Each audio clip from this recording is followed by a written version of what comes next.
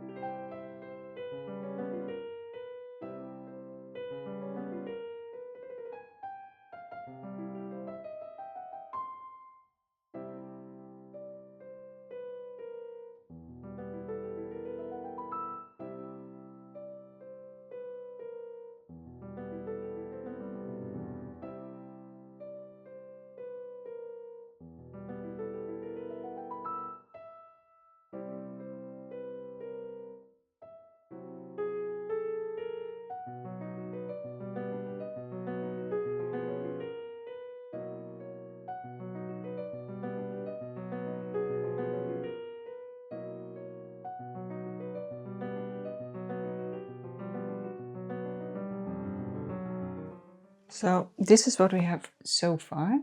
I finished all of the line stitches, I guess. I'm really happy with these top rows. I think they look really, really nice. With the chain stitch, I kind of accidentally twisted one here, so that's not perfect.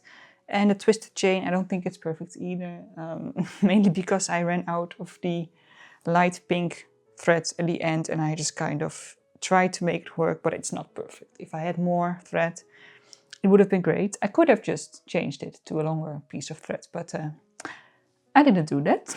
I'm now going to work on the middle section with all of these interesting stitches. I'm actually very excited because some of these look pretty complicated and I want to learn, so I would like to work on the complicated stitches. I'm just going to, I guess, work my way from left to right, top to bottom, I guess. So I'm going to do the long and short stitch first, then the is it pistol stitch? Hang on, let me check. Anyway, then we're going to do the cast on stitch and then the bullion knot stitch, I guess. I don't know about any of the pronunciations, but it doesn't really matter as long as I can figure out how to do the stitch. So I'm going to start and yeah, just keep going.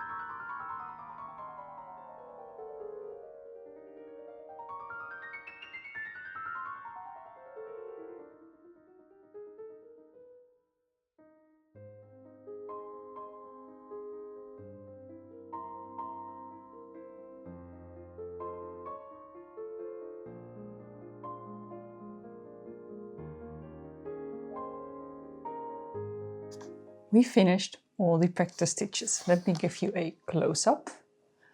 My final thoughts on the practice stitches. I think most of them turned out pretty good. I was struggling a little bit with the cast-on stitches, but yeah, in general, pretty good. Also, I ran out of the darker yellow yarn and had to finish that pattern, I guess, with the lighter yellow, which is also fine. Now I need to work on the main picture, so the flower arrangement, I guess. And for that we're going to do a couple of stitches we learned today and some we learned in past hoops. So the little basket will be made out of chain stitches. Then the flowers will be mainly woven wheel stitches, and then we have some small ones that are just French knots. And then the greenery in between is a combination of stem stitch, French knots and lazy daisies. Then we have some other flowery bits, I guess you can call them, which is the bullion knot stitch, still don't know how to pronounce it. And then we have a couple of straight stitches at the bottom edge as like the grass, I guess. So should be fine. I'm going to just work on it. I have all of my thread prepared and laid out, so I can just keep going. I want to start with the flowers in the woven wheel stitches because they're the biggest. And I think I'm then going to work on filling in the little leaves and the small flowers, and then I'm going to do the basket and then the last little stitches. So that's the plan. I'm excited. Let's finish this final practice hoop.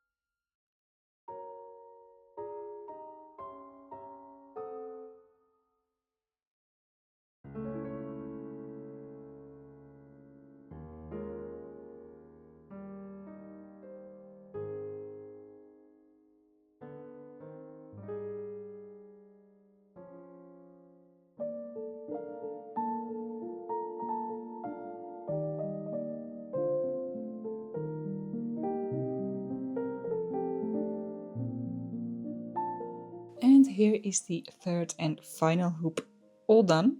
And I think this is definitely the best one I've done out of all three. I'm really happy with most of these stitches. There are some that are not perfect, definitely. I mean, most of the bullion knot stitches are not perfect, except for the one on the right. I really like that one.